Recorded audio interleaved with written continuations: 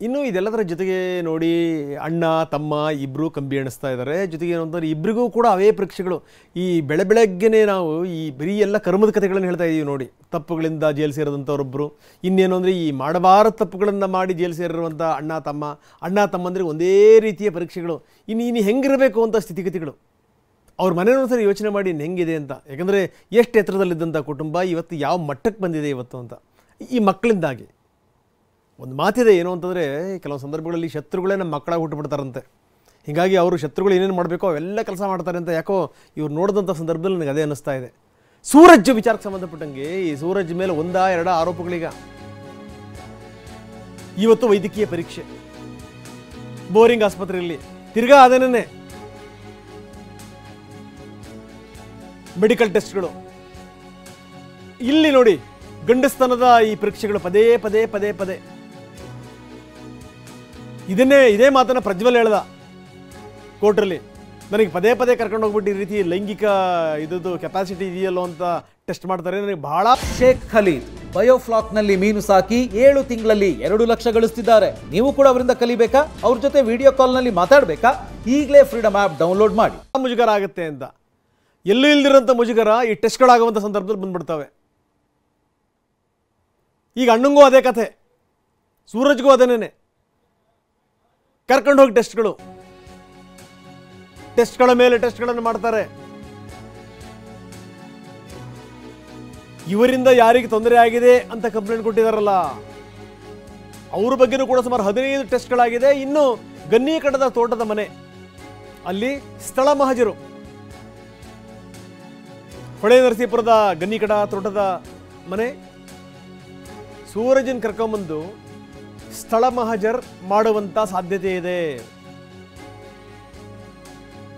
8 ದಿನಗಳವರೆಗೆ ಈಗಾಗಲೇ ಪೊಲೀಸರು ಕಸ್ಟಡಿ ಪಡೆದಿದ್ದಾರೆ.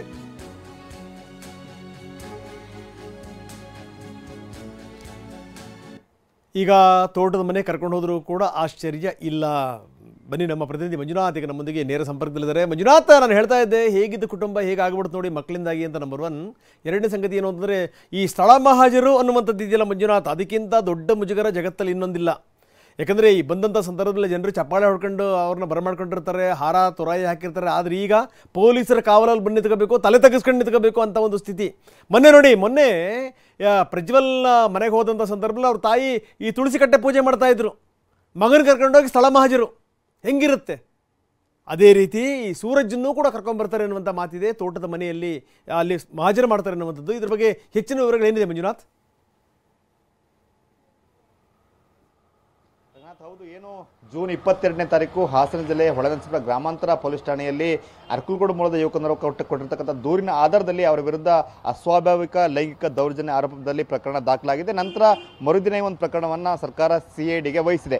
CID ಅಧಿಕಾರಿಗಳು ಎಲ್ಲ ಪ್ರಕರಣದ ಎಲ್ಲ ಕಂಪ್ಲೀಟ್ ಫೈಲ್ಗಳನ್ನು ತಮ್ಮ ವಶಕ್ಕೆ ತೆಗೆದುಕೊಂಡ ನಂತರ ನಿನ್ನೆ ಅವರನ್ನು ಅಂದರೆ ಸೂರಜ್ ಅವ್ರನ್ನ ಏನು ಹಿಂದಿನ ದಿನ 28ನೇ ತಾರೀಕು ಅವ್ರನ್ನ ಏನು ನ್ಯಾಯಾಂಗ ಬಂಧನಕ್ಕೆ ಕೊಡಲಾಗಿತ್ತು. ನಿನ್ನೆ ಏನು CID ಅಧಿಕಾರಿಗಳು ಓಪನ್ ಕೋರ್ಟಲ್ಲಿ ಅರ್ಜಿ ಹಾಕಿ ಅವ್ರನ್ನ ಈಗ ಕಸ್ಟಡಿಗೆ ತೆಗೆದುಕೊಂಡಿದ್ದಾರೆ. ಒಟ್ಟು 8 ದಿನಗಳ ಕಾಲ ಅವ್ರನ್ನ ವಿಚಾರಣೆ ಮಾಡೋ ಸಲುವಾಗಿ ಕಸ್ಟಡಿಗೆ ಕೊಡಲಾಗಿದೆ. ಸೊ ಈಗ ಪ್ರಾಥಮಿಕ ಹಂತದಲ್ಲಿ ಸೂರಜ್ ಅವರಿಗೆ ಒಂದಷ್ಟು ವೈದ್ಯಕೀಯ ಪರೀಕ್ಷೆಗಳು ನಡೆಸಲಾಗುತ್ತೆ. ರಂಗನಾಥ್, ನೀವು ಹೇಳಿದಾಗೇ ಪ್ರಾಥಮಿಕವಾಗಿ ಅವರಿಗೆ ಪುರುಷತ್ವ ಪರೀಕ್ಷೆಯನ್ನು ಕೂಡ ಮಾಡಲಾಗ್ತದೆ. ಯಾಕಂತ ಹೇಳಿದ್ರೆ ಅವ್ರ ಮೇಲೆ ಕೇಳಿ ಬಂದಿರತಕ್ಕಂಥದ್ದು ಲೈಂಗಿಕ ದೌರ್ಜನ್ಯ ಆರೋಪ ಇದೆ. ಹಾಗೆ ಆ ಎಲ್ಲ ವೈದ್ಯಕೀಯ ಪರೀಕ್ಷೆಗಳು ಮುಗಿದ ನಂತರ ಇವತ್ತಿನೇ ಅಂದರೆ ವೈದ್ಯಕೀಯ ಪರೀಕ್ಷೆಗಳು ಮುಗಿದ್ರೆ ಇವತ್ತಿನೇ ಹಾಸನಕ್ಕೆ ಕರ್ಕೊಂಡು ಬಂದು ಎಲ್ಲಿ ಅವರ ದೌರ್ಜನ್ಯ ಆಗಿದೆ ಅಂತಕ್ಕಂಥ ಆರೋಪವನ್ನು ಸಂತ್ರಸ್ತ ಯುವಕ ಮಾಡಿದ್ದಾರೆ. ಅಂದರೆ ಹೊಳೆನರಸೀಪುರ ತಾಲೂಕಿನ ಗನ್ನಿಕಡದ ಸೂರಜ್ ರೇವಣ್ಣ ವಾಸ ಮಾಡತಕ್ಕಂಥ ಅವರ ತೋಟದ ಮನೆ, ಆ ತೋಟದ ಮನೆಗೆ ಸೂರಜ್ ರೇವಣ್ಣನ ಕರ್ಕೊಂಡು ಬಂದು ಸ್ಪಾಟ್ ಮಹಜರ್ ಮಾಡಲಾಗುತ್ತೆ. ಯಾಕೆಂತ ಹೇಳಿದ್ರೆ ಅಲ್ಲೇ ಈ ಒಂದು ಕೃತ್ಯ ಆಗಿದೆ. ಜೂನ್ 16ನೇ ತಾರೀಕು ರಾಜಕೀಯ ವಿಚಾರಗಳನ್ನು ಮಾತಾಡೋ ಸಲುವಾಗಿ ನನ್ನನ್ನು ಕರೆಸಿಕೊಂಡು ನನ್ನ ಮೇಲೆ ಲೈಂಗಿಕವಾಗಿ ದೌರ್ಜನ್ಯ ನಡೆಸಿದ್ದಾರೆ ಅಂತಕ್ಕಂಥ ಆರೋಪವನ್ನು ಮಾಡಿ ಸಂತ್ರಸ್ತ ದೂರನ್ನು ಕೊಟ್ಟಿದ್ದೇನೆ. ಸೊ ಆ ದೂರಿನ ಹಿನ್ನೆಲೆಯಲ್ಲಿ ಆತನು ಕೂಡ ಒಂದಷ್ಟು ಮಾಹಿತಿಯನ್ನು ಪಡ್ಕೊಳ್ಳಲಾಗಿದ್ದೇನೆ. ಯಾವ ರೀತಿ ದೌರ್ಜನ್ಯ ಆಗಿದೆ, ಏನೆಲ್ಲ ಆಗಿದೆ ಅಂತಕ್ಕಂಥ ಹಿನ್ನೆಲೆಯಲ್ಲಿ